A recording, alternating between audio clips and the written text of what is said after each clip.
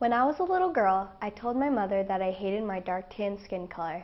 I didn't want to be different from everyone else, and all my peers had either very dark skin or more lightly colored skin. My skin color comes from my father's side of the family, which is from the Dominican Republic.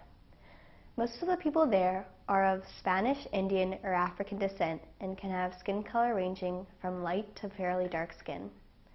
Pigment is the coloration of your skin. If we look around us, we'll notice that there are many different shades of skin pigmentation, which can range from very pale to very dark. This creates the diverse community in which we live. What some people may not know is your skin is the largest organ of your body, and it can also be one of the most influential factors in determining your place in society. Color or pigmentation is one of the most common skin factors that people use to discriminate against one another. Since the early days of colonial America, there has been discrimination based on a person's skin color when African slaves came to work on our country's plantations. In the United States, blacks, as they're originally called, or Negroes, which means black in Spanish, weren't given the same rights as whites just based on their skin color. Many people like Abraham Lincoln and Martin Luther King went to great lengths to change the injustices against people of color, but some might say people still get judged or persecuted based on the color of their skin. I saw a movie called The Rabbit-Proof Fence. This movie was about 3 young Australian mixed-race Aborigine girls aged 8 to 14 who were taken from their families to live in a camp where they would be trained as domestic staff. Aborigines are the native population in Australia and are also people of color.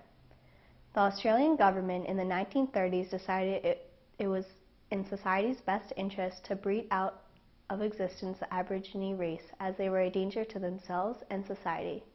For 9 weeks and 1,500 miles from home, the girls have to learn how to survive in the desert while being hunted by a tracker. They cannot be seen by anyone, or they would be captured and taken back to their camp to face serious consequences. Imagine how horrible it would be if you were taken from your family just because of your dark skin. In another part of the world, in Tanzania, Africa, albinos are known as 00, or ghosts.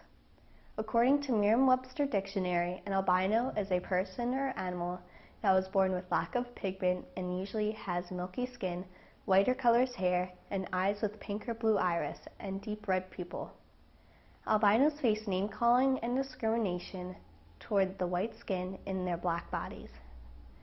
They are kicked out of their homes based on the belief that they are putting a curse on the family. They are executed and their body parts are used for sacred rituals. Albinism is carried in the genes and is usually passed on to the child.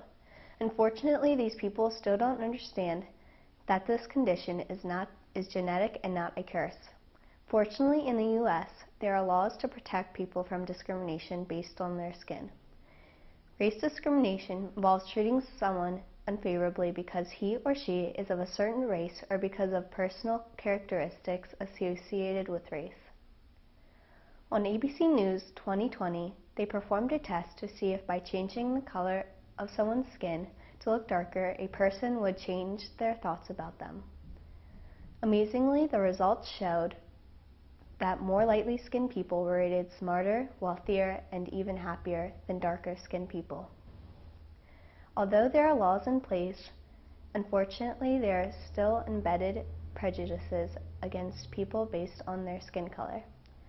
Sometimes people get judged by what kind of person they are based on the color of their skin. This can also determine their place in society. Even though skin can play a big role in a person's life and dictate how one is treated, people should like the person for what's on the inside and not what's on the outside. A person should let their beauty show inside and out, and that's all what matters. You can overcome the obstacles of your skin and be proud of who you are. After doing this research, I'm more comfortable in my own skin, and I hope these words will help you feel more comfortable in yours.